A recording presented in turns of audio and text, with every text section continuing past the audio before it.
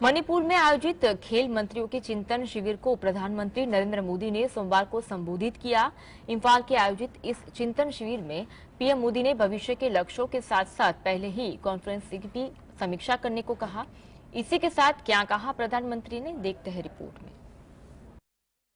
मणिपुर में आयोजित खेल मंत्रियों के चिंतन शिविर में प्रधानमंत्री नरेंद्र मोदी ने संबोधित किया।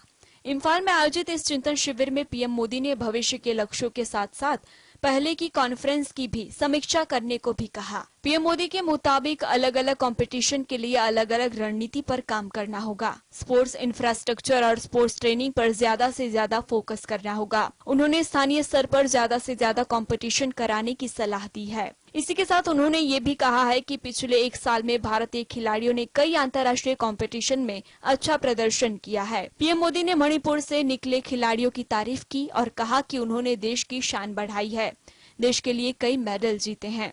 चिंतन शिविर इस साल मणिपुर की धरती पर हो रहा है, ये काफी खुशी की बात है। पीएम मोदी के मुताबिक टैलेंटेड खिलाड़ियों को क्वालिटी स्पोर्ट्स इंफ्रास्ट्रक्चर देना सभी की जिम्मेदारी है। ऐसे में केंद्र सरकार और राज्य सरकार को मिलकर काम करने की जरूरत है। इम्फाल में खेल मंत्रियों के चिंतन शिविर के साथ साथ युवा कार्यक्रम भी आयोजित किए गए थे। Bureau report, GSTV। पाकिस्तान के जर्नलिस्ट हामिद मीर की तरफ से हुए खुलासे के बाद देश में भूचाल आ गया। पूर्व आर्मी चीफ जनरल बाजवा के बारे में मीर ने जो कुछ कहा है, उसे लेकर अब अलग अलग तरह की प्रतिक्रिया दी जा रही है। विशेषज्ञों ने इसी साजिश करार दिया है, देखते हैं रिपोर्ट में। पाकिस्तान के विदेश मंत्री बिलावल भुट्टो 4 और 5 मई को भारत के राज्य गोवा में होने वाले एक सम्मेलन में शिरकत करने के लिए आ रहे हैं, लेकिन उनकी यात्रा से पहले ही पाकिस्तानी जर्नलिस्ट हामिद मीर का एक वायरल वीडियो आ गया है। इस वीडियो की वजह से पाकिस्तान में भूचाल आ गया है।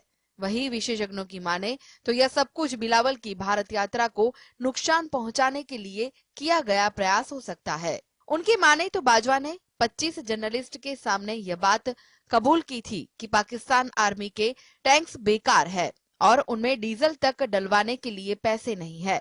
बाजवा ने यह भी बात कही थी कि पाकिस्तान की आर्मी लड़ने के योग्य नहीं है।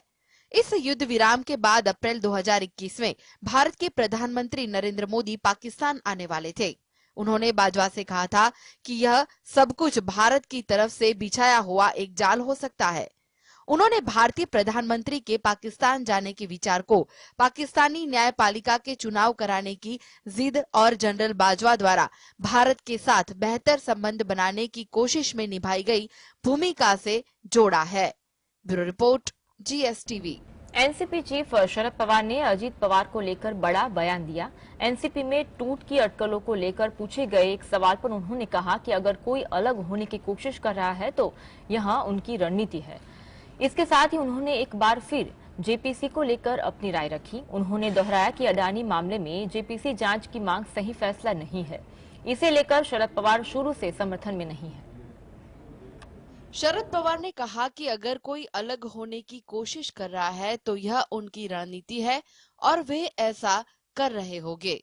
अगर हमें कोई स्टैंड लेना है तो हम कड़ा स्टैंड लेंगे।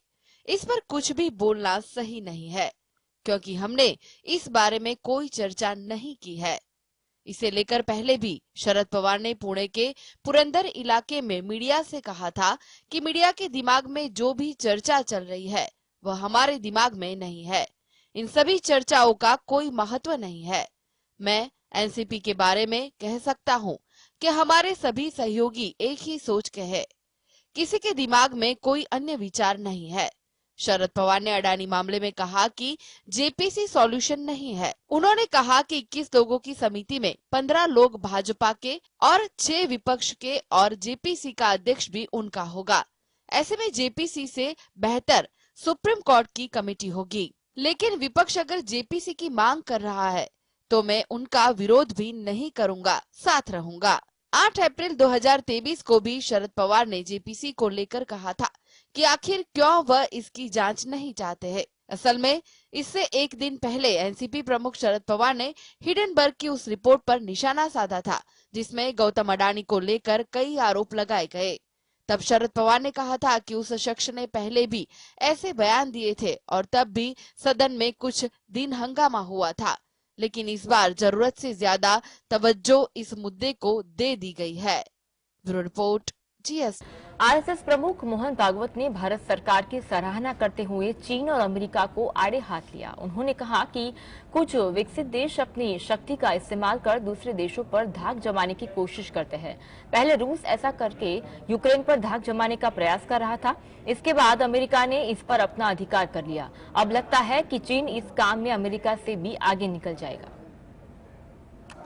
एक कार्यक्रम में संघ प्रमुख ने कहा कि ताकतवर बनकर बड़े देश क्या करते हैं, डंडा चलाते हैं। अमेरिका और रूस यूक्रेन को मोहरा बनाकर लड़ रहे हैं। विकसित होकर कुछ देश डंडा चलाने का काम करते हैं। रूस और अमेरिका दोनों ही देशों ने भारत से इस मामले में उनका पक्ष लेने के लिए कहा था, लेकिन भारत ने जवाब में कहा कि सभी देश हमारे दोस्त हैं और उसने सबसे पहले यूक्रेन को मदद पहुंचाने का काम किया। भारत ने दो टूक कहा था कि ये लड़ाई का जमाना नहीं है, इसलिए युद्ध बंद किया जाए। आरएसएस प्रमुख मोहन भागवत ने भारत सरकार की सराहना करते हुए चीन और अमेरिका को आड़े हाथ लिया।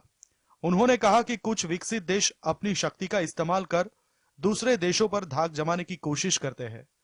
पहले रूस ऐसा करके यूक्रेन पर धाक जमाने का प्रयास कर रहा था, उसके बाद अमेरिका ने इस पर अपना अधिकार कर लिया। अब लगता है कि चीन इस काम में अमेरिका से भी आगे निकल जाएगा। भागवत ने कहा कि श्रीलंका पहले चीन से और पाकिस्तान से दोस्ती करता था और हमको जरा दूर ही रखता था।